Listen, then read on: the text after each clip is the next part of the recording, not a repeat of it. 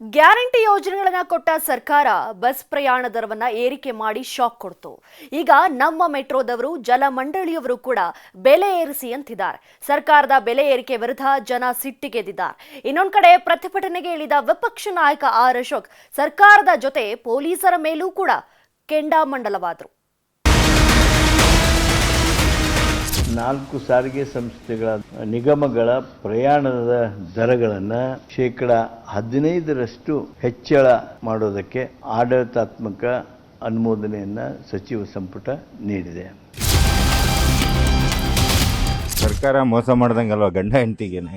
ಇಲ್ಲಿ ನಮಗೆ ಫ್ರೀ ಮಾಡಿದ್ದಾರೆ ಅಂತ ಗಂಡಸರ ಮೇಲೆ ಹೊರೆ ಬರ್ತೈತದೆ. ನಂಬಿಕೆಗೆ ದ್ರೋಹ ಬಗೆದಂತ ಸರ್ಕಾರ ಇದು. ನನ್ನ ಹೆಂಡತಿಗೆ ಫ್ರೀ ಅಂತ ನನಗೆ ಡಬಲ್ ಮಾಡಿದ್ರೆ ನಮ್ಮನೆ ದುಡ್ಡೇ ಖರ್ಚಾಗೋದು. ನೀವು ಮಾಡಿದ್ದೇನು ಅಭಿವೃದ್ಧಿ ಒಂದು ಬಿಟ್ಟು ತಲೆ ಬೋಡಿಸೋ ಕೆಲಸ ಮಾಡ್ತಾ ಇದ್ದೀವಿ. ಬಿಜೆಪಿ ಅವರಿಗೆ 5,900 ಕೋಟಿ ಸಾಲ ಯಾಕಿಟ್ರಪ್ಪ ಅಂತ ಒಂದು ಪ್ರಶ್ನೆ ಕೇಳ್ತೀನಿ. ಸಾರಿಗೆ ಬಸ್ಗಳಲ್ಲಿ ಓಡಾಡುವವರಿಗೆ ರಾಜ್ಯ ಸರ್ಕಾರ ಶಾಕ್ ಕೊಟ್ಟಿದೆ. ಗಂಡಸರ ಜೇಬಿಗೆ ಕತ್ತರಿ ಹಾಕಿದೆ. ಕೆಎಸ್ಆರ್ಟಿಸಿ, ಬಿಎಂಟಿಸಿ, ಕಲ್ಯಾಣ ಕರ್ನಾಟಕ ಸಾರಿಗೆ ಹಾಗೂ ವಾಯುವ್ಯ ಕರ್ನಾಟಕ ಸಾರಿಗೆ ಪ್ರಯಾಣ ದರವನ್ನ %15 ಹೆಚ್ಚಿಸಿದೆ ರಾಜ್ಯ ಸರ್ಕಾರ. ಸರ್ಕಾರ ಹೀಗೆ ಬೆಲೆ ಏರಿಕೆ ಅನ್ನುತ್ತಲೇ ಜನರು ಹಿಡಿಶಾಪ ಹಾಕಲು ಶುರು ಮಾಡೇ ಬಿಟ್ರು. ಈಗಲೇ ಹೊರೆ ಆಗಿದೆ ಜನಕ್ಕೆ. ಕಾಮನ್ ನನಗೆ ತುಂಬಾನೇ ತೊಂದರೆ ಆಗುತ್ತೆ. ಬೇಡ ಸರ್, ಎಲ್ಲರಿಗೂ ಒಂದೇ ಮಾಡ್ಲಿ. ನಮಗೆ ಹೆಚ್ಚಿಗೆ ಮಾಡ್ತಾನೆ, ಅಲ್ಲಿ 108 ಕೀಳ್ತಾನೆ. ಅಲ್ಲಿಂದ ಹೆಚ್ಚಿಗೆ ಎಣ್ಣೆ ರೇಟ್ ಹೆಚ್ಚಿಗೆ, ಬೇಳೆ ರೇಟ್ ಹೆಚ್ಚಿಗೆ. ಏನ್ ತಿನ್ನೋದು, ಮಣ್ಣ ತಿನ್ನೋದು.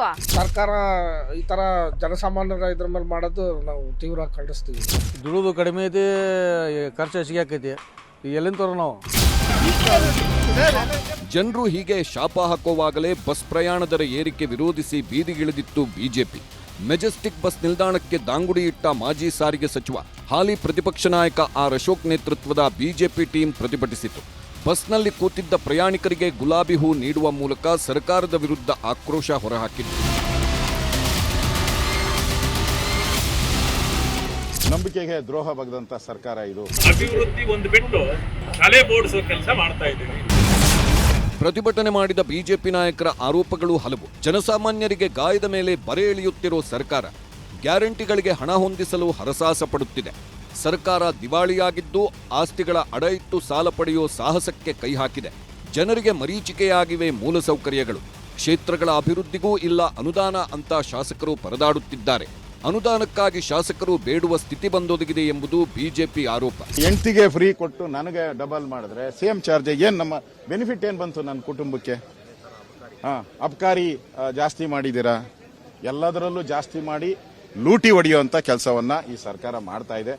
ಅದಕ್ಕೋಸ್ಕರ 2025 ಕ್ಷಮಿಸಿಬಿಡಿ ಕಾಂಗ್ರೆಸ್ಸಿನ ಸ್ಲೋಗನ್ ಇದು. ಹೀಗೆ ಪ್ರತಿಭಟನೆಯಲ್ಲಿ ಆಕ್ರೋಶ ಹೊರಹಾಕುವ ಹೊತ್ತಲ್ಲೇ ಆರ್ ಅಶೋಕ್ ಎಡವಟ್ಟು ಮಾಡಿಕೊಂಡ್ರು. ಕರ್ತವ್ಯದಲ್ಲಿದ್ದ ಪೊಲೀಸ್ ಅಧಿಕಾರಿಯನ್ನ ಬಾಯಿಗೆ ಬಂದಂತೆ ಬೈದು ನಿಂದಿಸಿದ್ರು. ಇದು ಎಲ್ಲರ ಆಕ್ರೋಶಕ್ಕೆ ಗುರಿಯಾಯಿತು.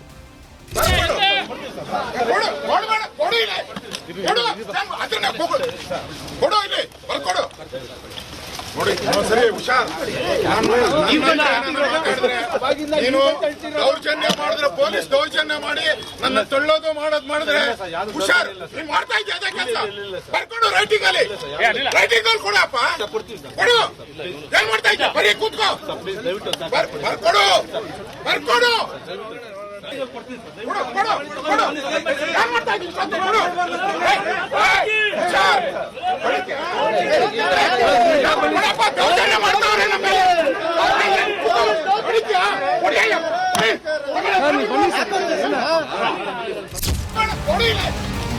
ಇದು ಕಾಂಗ್ರೆಸ್ ಸರ್ಕಾರ ಈಗ ಇರಬಹುದು.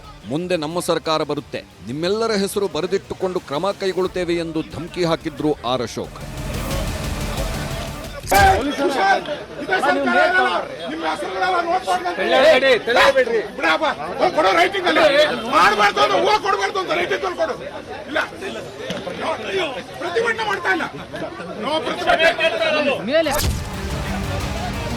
ಹೀಗೆ ಆರ್ ಅಶೋಕ್ ಟೀಮ್ ಸರ್ಕಾರದ ವಿರುದ್ಧ ಮುಗಿಬಿದ್ದಿರುವಾಗಲೇ ಸಾರಿಗೆ ಸಚಿವ ರಾಮಲಿಂಗಾರೆಡ್ಡಿ ಹಳೆ ಲೆಕ್ಕ ಕೊಟ್ಟು ತಿರುಗೇಟು ನೀಡಿದ್ರು. ಬಿಜೆಪಿ ಸರ್ಕಾರ ಇದ್ದಾಗ ಸಾರಿಗೆ ಇಲಾಖೆ ಮೇಲೆ 5,900 ಕೋಟಿ ಸಾಲ ಹೊರಿಸಿ ಹೋಗಿದ್ರು. ಆ 5,900 ಕೋಟಿ ಹೊರೆ ಕಾಂಗ್ರೆಸ್ ಸರ್ಕಾರದ ಮೇಲೆ ಬಿದ್ದಿದೆ. 2020 ಜನವರಿ 26ರಂದು ಬಿಜೆಪಿ ಸರ್ಕಾರ ಟಿಕೆಟ್ ದರ ಏರಿಕೆ ಮಾಡಿತ್ತು. ಯಡಿಯೂರಪ್ಪ ಸಿಎಂ ಆಗಿದ್ದಾಗ 12% ಏರಿಕೆ ಮಾಡಿದ್ರು. ಆಗ ಡೀಸೆಲ್ ಪ್ರತಿದಿನಕ್ಕೆ 9 ಕೋಟಿ ಖರ್ಚು ಆಗ್ತಿತ್ತು. ಈಗ ಡೀಸೆಲ್ ಬೆಲೆ ಹೆಚ್ಚಾಗಿದೆ, 13 ಕೋಟಿ ಖರ್ಚಾಗ್ತಿದೆ. ಒಂದು ದಿನಕ್ಕೆ ಹೆಚ್ಚುವರಿ 4 ಕೋಟಿ ಖರ್ಚಾಗ್ತಿದೆ. ಹಾಗೆ 1 ಲಕ್ಷಕ್ಕೂ ಅಧಿಕ ಸಿಬ್ಬಂದಿ ಇದ್ದು ಅವರ ಸಂಬಳ ದಿನಕ್ಕೆ 12 ಕೋಟಿ ಆಗ್ತಿತ್ತು. ಈಗ ಸಿಬ್ಬಂದಿ ಸಂಬಳ ದಿನಕ್ಕೆ 18 ಕೋಟಿ ಆಗಿದೆ. ಸಂಬಳದಲ್ಲೂ ದಿನಕ್ಕೆ 6 ಕೋಟಿ ಹೆಚ್ಚಾಗಿದೆ. ಹೀಗಾಗಿ ಇಲಾಖೆ ಮೇಲೆ ದಿನಕ್ಕೆ ಹೆಚ್ಚುವರಿಯಾಗಿ 10 ಕೋಟಿ ಖರ್ಚಾಗ್ತಿದೆ. ಈ ಎಲ್ಲ ಸಾಲದ ಹೊರೆ ಖರ್ಚು ಸರಿದೂಗಿಸಲು ಏರಿಕೆ ಅನಿವಾರ್ಯ ಅಂತಾರೆ ರಾಮಲಿಂಗಾರೆಡ್ಡಿ. BJP-ಅವರಿಗೆ 5,900 ಕೋಟಿ ಸಾಲ ಯಾಕಿಟ್ರಪ್ಪ ಅಂತ ಒಂದು ಪ್ರಶ್ನೆ ಕೇಳ್ತೀನಿ. ಅವರು ಸಾಲ ಇಟ್ಟೋಗಿದ್ದು ಹಿಡ್ದೇ ಇದ್ದಿದ್ರೆ ನಾವು ಟಿಕೆಟ್ನ ಇನ್ನೂ ಒಂದಷ್ಟು ದಿನ ಮುಂದಕ್ಕೆ ತಳ್ಬೋದಿತ್ತು. ಆಮೇಲೆ 2020 ಜನವರಿ 26ನೇ ತಾರೀಕು ನೀವು ಟಿಕೆಟ್ ದರ ಏರಿಸ್ತಾರಲ್ಲ, ಯಡಿಯೂರಪ್ಪ ಅವರು ಚೀಫ್ ಮಿನಿಸ್ಟರ್ ಆಗಿದ್ದರು ಅಲ್ವಾ? ಆ ಸಂದರ್ಭದಲ್ಲಿ ನೀವು ಯಾಕೆ ಬರೀ ಡೀಸೆಲ್ 60 ರೂಪಾಯಿ ಇತ್ತು, ಯಾಕೆ ಟಿಕೆಟ್ ದರ ಏರಿಸ್ರಿ? 2020 ಜನವರಿ 26ನೇ ತಾರೀಕು ನೀವು ಟಿಕೆಟ್ ದರ ಏರಿಸಿದವರು ಈಗ ಯಾಕೆ ವಿರೋಧ ಮಾಡ್ತೀರಾ? ಇನ್ನು ರಾಜ್ಯದಲ್ಲಿ ಸಿದ್ದರಾಮಯ್ಯ ಸರ್ಕಾರ ಅಧಿಕಾರಕ್ಕೆ ಬಂದ ಮೇಲೆ ಹಲವು ಸೇವೆಗಳು ಹಾಗೂ ವಸ್ತುಗಳಿಗೆ ದರ ಏರಿಕೆ ಮಾಡಲಾಗಿದೆ. ಆ ಪಟ್ಟಿಗೆ ಈಗ ಹೊಸದಾಗಿ ಬಸ್ ಟಿಕೆಟ್ ದರ ಸೇರಿಕೊಂಡಿದ್ದರೆ ದರ ಏರಿಕೆ ಪಟ್ಟಿಗೆ ಸೇರಲು ಇನ್ನೂ ಕೆಲವು ಕಾಯ್ತಿವೆ. ಇದು ಗ್ಯಾರಂಟಿಗಳಿಂದಾಗಿ ದಿವಾಳಿಯಾಗಿರುವ ಸರ್ಕಾರದ ಬರೆಗಳು ಅನ್ನೋದು ಪ್ರತಿಪಕ್ಷಗಳ ವಾದ. ಕಂಪ್ಲೀಟ್ಲಿ ಎಲ್ಲ ಸಾರಿಗೆ ಸಂಸ್ಥೆಗಳು ಲಾಸ್ನಲ್ಲಿದ್ದಾವೆ.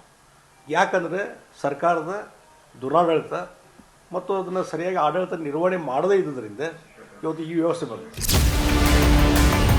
ಹೀಗೆ ಒಂದಾದ ಮೇಲೊಂದರಂತೆ ದರ ಏರಿಕೆ ಮಾಡಲಾಗುತ್ತಿದೆ. ಯಾವುದೇ ಸರ್ಕಾರ ಇದ್ದಾಗಲೂ ಬಸ್ ದರ ಏರಿಕೆಯಾದಾಗ ಪ್ರತಿಪಕ್ಷಗಳು ಹೋರಾಟ ಮಾಡುವುದು ಸರ್ವೇ ಸಾಮಾನ್ಯ.